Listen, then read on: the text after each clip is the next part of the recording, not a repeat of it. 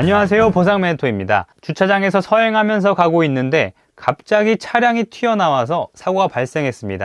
당연히 내가 피해자라고 생각했는데 상대방은 내가 잘못했다고 주장하고 보험사 담당자마저 나에게 과실이 있다고 하죠. 이럴 때 정말 황당합니다. 이번 영상에서 주차장 교통사고 과실 비율이 어떻게 되는지 말씀드리고 상대방이 과실을 인정하지 않는 경우엔 어떻게 해야 하는지 그 방법을 설명드리겠습니다. 일단 주차장 과실 비율 어떤 기준으로 정해지는지 아셔야 합니다. 주차장은 일반 도로에 해당하지 않습니다. 그래서 도로교통법 적용이 강제되진 않지만 모든 운전자는 운전 중에 도로교통법을 준수할 의무가 있습니다. 그래서 도로가 아닌 장소에서 사고가 발생했다 하더라도 과실 비율을 정할 때 도로교통법 기준을 적용해서 과실 비율을 산정하게 됩니다. 하지만 조금 다른 경우도 있습니다.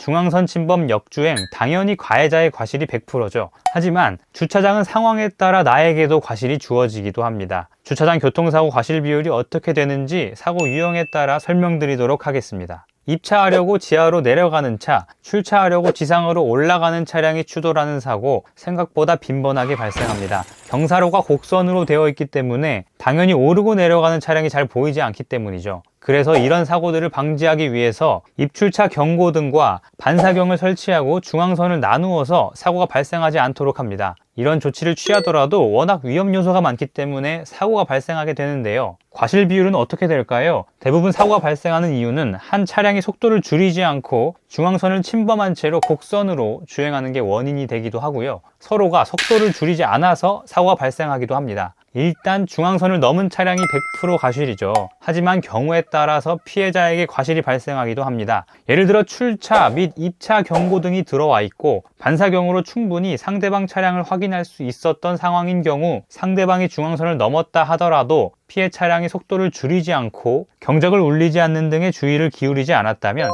10에서 30%의 과실이 주어집니다. 왜 그럴까요? 주차장은 일반 도로와는 달리 운전자가 반드시 중앙선을 준수해서 주행할 것이라고 무조건 신뢰하기 어렵기 때문입니다. 주차장이 도로교통법 강제되지 않는다는 점도 이유가 되겠죠. 주차장 사고 대표적인 사고 유형입니다. 직진 차량과 주차 라인에서 출차 중인 차량 사고의 과실인데요. 해당 사고는 많은 분들께서 당연히 출차 중인 차량이 전적인 과실이 아니냐 하시는 경우가 많은데요. 안타깝게도 기본 과실 직진 차량 30, 출차 차량 70입니다. 주차장은 언제든지 차량이 튀어나올 수 있기 때문에 직진 차량의 운전자도 서행하고 주의하면서 운전을 해야 한다는 거죠. 물론 여러 가지 요소에 따라 과실이 감산 또는 가산됩니다. 직진 차량이 서행하지 않은 경우, 화살표와 반대로 주행한 경우 10%가 가산되고요. 출차하는 차량이 갑작스럽게 주차 라인에서 튀어나온 경우, 전조등의 점등 여부 등의 요소에 따라서 과실이 10에서 30%까지 가산됩니다. 앞서가던 차량이 주차를 하는데 뒷차량이 추월하려다가 사고가 발생하는 경우도 있죠. 이런 경우 기본 과실은 선행 차량 40, 후행 차량 60에 해당하는데요. 주차하려는 차량이 비상등을 점등하는 등의 신호를 하지 않았다면 과실 10%가 가산되고요. 추월 차량이 서행하지 않았다면 10% 과실이 가산됩니다. 마지막으로 주차장 내 교차로 사고입니다. 주차장 교차로는 주차된 차량 때문에 상대 차량이 눈에 잘 띄지 않아서 사고가 발생하는 경우가 많은데요. 교차로 사고의 과실은 일반 이면도로 교차로 과실 비율 기준과 거의 동일합니다. 직진 대 직진 차량이라면 나를 기준으로 우측에 있는 차선이 우선이므로 기본 과실 6대 4에 해당합니다. 직진 차량과 좌회전 또는 우회전 차량 중 직진 차량이 우선이죠. 기본 과실 6대 4에 해당합니다. 주차장 교차로 사고 또한 마찬가지로 선진입 여부, 주행 속도, 가상의 중앙선을 두고 우측에 위치했는지, 충돌 부위 등 여러 가지 요소에 따라 과실이 달라집니다. 내 과실을 객관적으로 입증해도 상대방 차주나 보험사가 인정하지 않는 경우가 있죠. 이럴 땐 분쟁심의위원회 소송을 통해서 판정을 받아볼 수 있습니다. 블랙박스를 보더라도 확실하게 내가 사고를 피할 수 없었던 사고라고 판단된다면